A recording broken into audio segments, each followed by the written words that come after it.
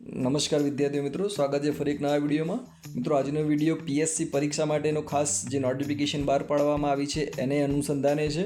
મિત્રો, ગુજરાત સરકાર દ્વારા પીએસસી પરીક્ષાની નોટિફિકેશન બહાર પાડવામાં આવી છે તારીખ 24/3/2025ના રોજ.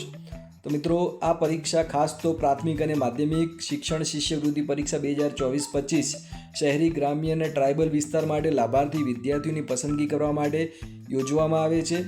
પરીક્ષાના આવેદન મિત્રો જે આપણી વેબસાઇટ છે www.scbexam.org, આ વેબસાઇટ ઉપર આપણે એપ્લાય કરવાનું હોય છે. તારીખ 25/3/2025 થી 4/4/2025 દરમિયાન ઓનલાઈન અરજીઓ કરવાની રહેશે. પરીક્ષાનો કાર્યક્રમ મિત્રો જોઈ લઈએ તો જાહેરનામું 24/3/2025ના રોજ બહાર પાડવામાં આવેલું છે. ઓનલાઈન ફોર્મ ભરવાની તારીખ 25/3/2025 થી 4/4/2025 સુધી છે. ત્યારબાદ વાત કરીએ પરીક્ષા માટેની ફી ઓનલાઈન ભરવાની છે મિત્રો, તો એ પણ 25/3/2025 થી 5/4/2025 સુધી તમે ભરી શકો છો. પરીક્ષાની તારીખ પણ અહીંયા જાહેર કરી દેવામાં આવી છે મિત્રો બોર્ડ દ્વારા. 26/4/2025ના રોજ આ પરીક્ષા યોજવામાં આવશે.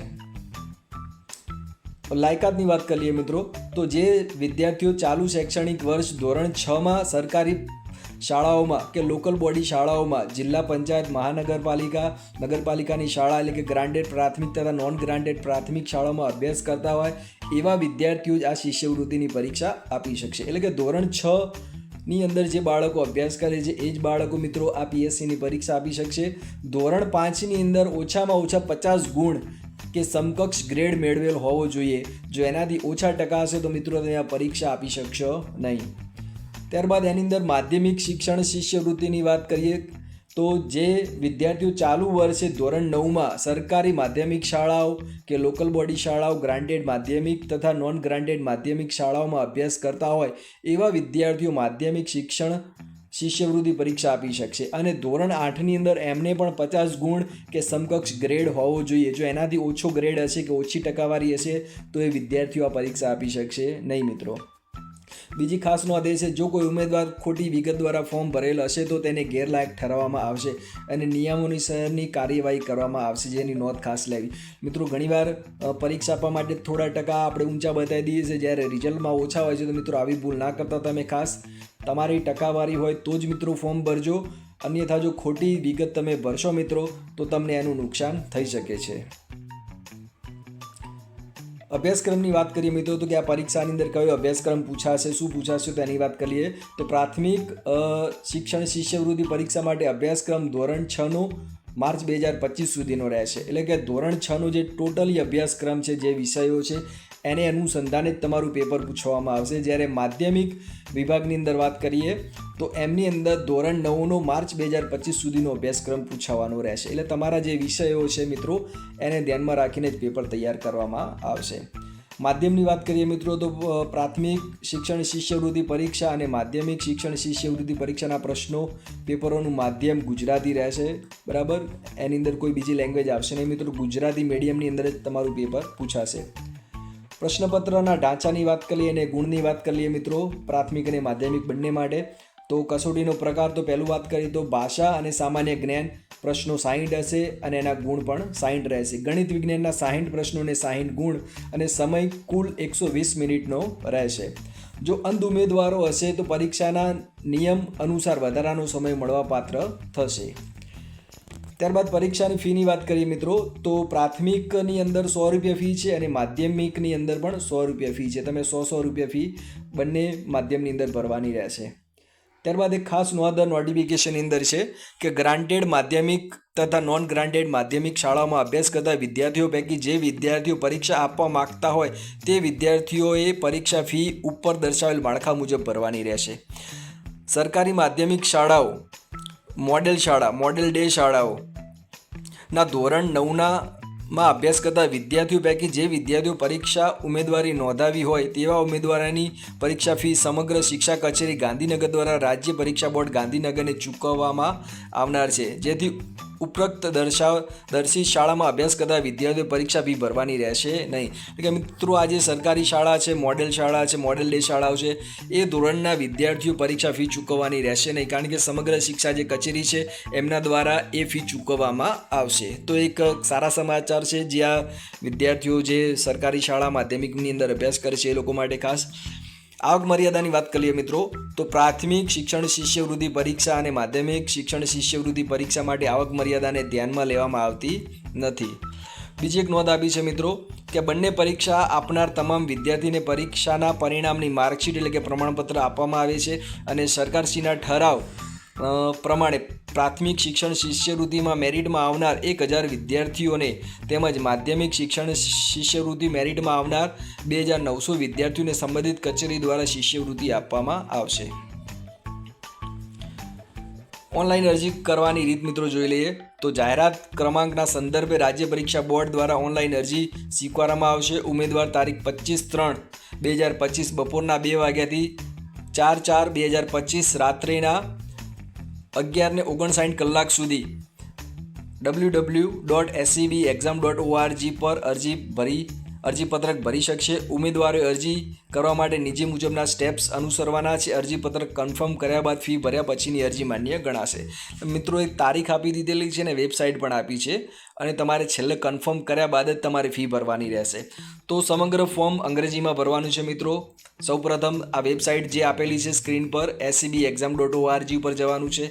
એપ્લાય ઓનલાઈન ઉપર ક્લિક કરવાનું છે મિત્રો. ત્યારબાદ પ્રાથમિક શિષ્યવૃત્તિ પરીક્ષા ધોરણ 6 અથવા માધ્યમિક શિષ્યવૃત્તિ પરીક્ષા ધોરણ 9 સામે એપ્લાય પર ક્લિક કરવાનું છે. એપ્લાય નાઉ ઉપર ક્લિક કર્યા બાદ મિત્રો એપ્લિકેશન ફોર્મેટ દેખાશે. એપ્લિકેશન ફોર્મેટમાં સૌપ્રથમ માંગવામાં આવેલ તમામ વિગતો ભરવાની છે. વિદ્યાર્થીની વિગતો U- નંબરના આધારે ભરવાની રહેશે. શાળાની વિગતો માટે શાળાના ડાયસ નંબરના આધારે ભરવાની રહેશે. પ્રાથમિક શિક્ષણ શિષ્યવૃત્તિ પરીક્ષા ધોરણ 6 માટે ધોરણ 5નું પરિણામ અને માધ્યમિક શિક્ષણ શિષ્યવૃત્તિ પરીક્ષા ધોરણ 9 માટે ધોરણ 8ના પરિણામના આધારે પરિણામની વિગતો ભરવાની રહેશે. અહીં બાંયધરી પત્રક વાંચીને ટીક કરવાનું છે. હવે સેવ ઉપર ક્લિક કરવાથી તમારો ડેટા સેવ થશે. અહીં ઉમેદવારોનો એપ્લિકેશન નંબર જનરેટ થશે, જે ઉમેદવારે સાચવીને નોંધી લેવાનો રહેશે. મિત્રો એપ્લિકેશન નંબર ખાસ નોંધી લેજો તમે, અથવા તો એનો સ્ક્રીનશોટ અથવા મોબાઈલમાં ફોટો પાડી લેવાનો. કન્ફર્મ એપ્લિકેશન પર ક્લિક કરો. અહીં તમારો એપ્લિકેશન નંબર ટાઈપ કરો અને તમારી બર્થ ડેટ ટાઈપ કરો. ત્યારબાદ સબમિટ ઉપર ક્લિક કરો. જો અરજીમાં સુધારાની જરૂર ન જણાય તો જ કન્ફર્મ પર ક્લિક કરું. કન્ફર્મ પર ક્લિક કરવાથી ઉમેદવારની અરજીનો બોર્ડમાં ઓનલાઈન સ્વીકાર થશે તથા તે બાદ જ માન્ય ગણાશે. મિત્રો ફાઇનલ કન્ફર્મ કર્યા બાદ તમે જે સબમિટ આપશો એની બાદ જ એ પછી તમારી અરજી માન્ય ગણવામાં આવશે. એ પહેલાં તમારી અરજી માન્ય ગણવામાં આવશે. એટલે કન્ફર્મ કર્યા પહેલાં પણ મિત્રો અરજી ખાસ ચેક કરી લેવી, કોઈ એની અંદર ભૂલ ના રહી જાય. ત્યારબાદ જ ફાઇનલ સબમિશન આપવું.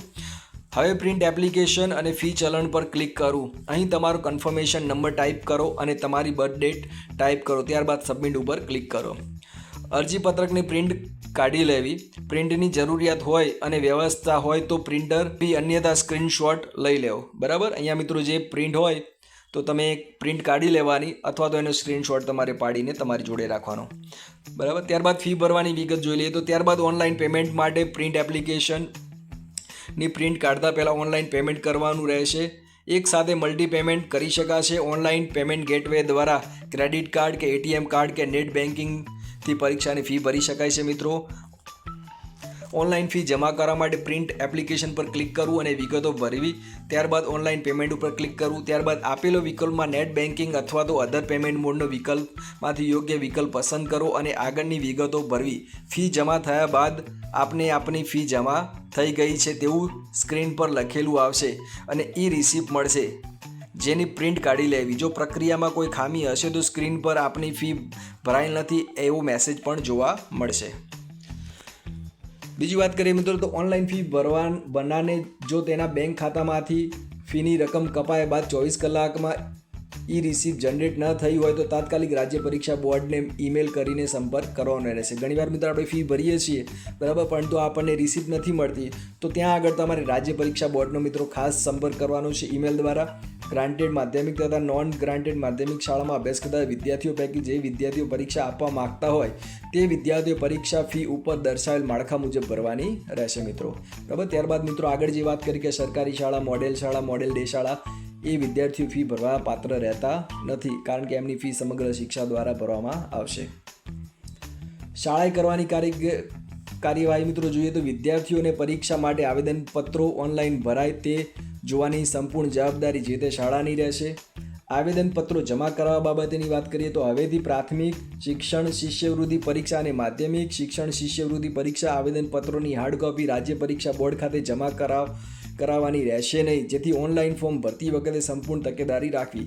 એ મિત્રો કોઈ પણ હાર્ડ કોપીમાં ફોર્મ આપણે ક્યાંય જમા કરાવવાનું નથી, ઓનલાઈન ફોર્મ ભરીએ એ આપણી શાળા ફાઇલે ખાલી રાખવાનું છે. પરીક્ષાના સંચાલન માટેની સૂચનાની વાત કરીએ તો પીએસસીની પરીક્ષા ધોરણ 6 અને ધોરણ 9 બંને પરીક્ષાઓમાં સંચાલનની તમામ કામગીરી જિલ્લા શિક્ષણાધિકારી શ્રીએ કરવાની રહેશે. બરાબર, એટલે આ કામગીરી મિત્રો જે જિલ્લા શિક્ષણ અધિકારી સાહેબ છે એમના દ્વારા કરવામાં આવશે. કેટલીક માર્ગદર્શક સૂચનાઓ છે મિત્રો કે જિલ્લા શિક્ષણ અધિકારી શ્રી અને જિલ્લા પ્રાથમિક શિક્ષણ અધિકારી શ્રી શાસના અધિકારીઓ પોતાના તાબા હેઠળની તમામ શાળાઓમાં આ જાહેરાત નામાની નકલ તારીખ 25/3/2025 સુધીમાં ફરજિયાતપણે પહોંચાડવાની રહેશે. કોઈપણ શાળામાંથી જાહેરનામું ન મળ્યાની કે વિલંબથી મળ્યાની ફરિયાદ આવશે તો તેની સંપૂર્ણ જવાબદારી જે તે અધિકારીની રહેશે. વિદ્યાર્થીઓને પરીક્ષા માટે આવેદનપત્રો ઓનલાઈન ભરી આપવાની સંપૂર્ણ જવાબદારી જે તે શાળાની રહેશે. પ્રાથમિક શિક્ષણ શિષ્યવૃત્તિ અને માધ્યમિક શિક્ષણ શિષ્યવૃત્તિ પરીક્ષા જિલ્લાના દરેક તાલુકા મથકે યોજાતી હોય વિદ્યાર્થીની સંખ્યા ધ્યાને રાખીને પરીક્ષા કેન્દ્રો ફાળવવાની જવાબદારી રહેશે. હવેથી પ્રાથમિક શિક્ષણ શિષ્યવૃત્તિ પરીક્ષા અને માધ્યમિક શિક્ષણ શિષ્યવૃત્તિ પરીક્ષાના આવેદનપત્રોની હાર્ડ કોપી જમા કરાવવાની પદ્ધતિ બંધ કરેલ છે. ફક્ત જે ઉમેદવારો મેરિટમાં આવે તેના આવેદનપત્રોની ચકાસણી પ્રાથમિક શિક્ષણ શિષ્યવૃત્તિ પરીક્ષા માટે તાલુકા પ્રાથમિક શિક્ષણ અધિકારી શાસનાધિકારીની કચેરી દ્વારા અને માધ્યમિક શિક્ષણ શિષ્યવૃત્તિ પરીક્ષા માટેની જિલ્લા શિક્ષણ અધિકારી શ્રીની કચેરી કક્ષાથી કરવાની રહેશે. મિત્રો કોઈ પણ હાર્ડ કોપીમાં આપણે ક્યાંય ફોર્મ જમા કરાવવાના નથી. માત્ર જે વિદ્યાર્થી મેરિટમાં આવે છે તો પ્રાથમિક ધોરણ 6ના જે બાળકો છે એની માટે તાલુકા પ્રાથમિક શિક્ષણ અધિકારી એમના ફોર્મ તપાસશે અથવા તો શાસના અધિકારી તપાસશે, અને માધ્યમિકની પરીક્ષામાં જે બાળક મેરિટમાં આવે છે તો એમને જિલ્લા શિક્ષણ અધિકારીની કચેરી કક્ષાએથી એમના ફોર્મની ચકાસણી કરવાની રહેશે. બીજી અગત્યની સૂચનાઓ એ છે કે અરજીપત્રક ભરવામાં કોઈપણ પ્રકારની મુશ્કેલી જણાય તો વેબસાઇટ પર આપવામાં આવેલ નંબર ઉપર તમે સંપર્ક કરી શકો છો. જો ફોર્મ ભરતી વખતે વિદ્યાર્થીઓના નામ, અટક, પિતાના નામ કે કેટેગરી વગેરે બાબતો સુધારી લેવી.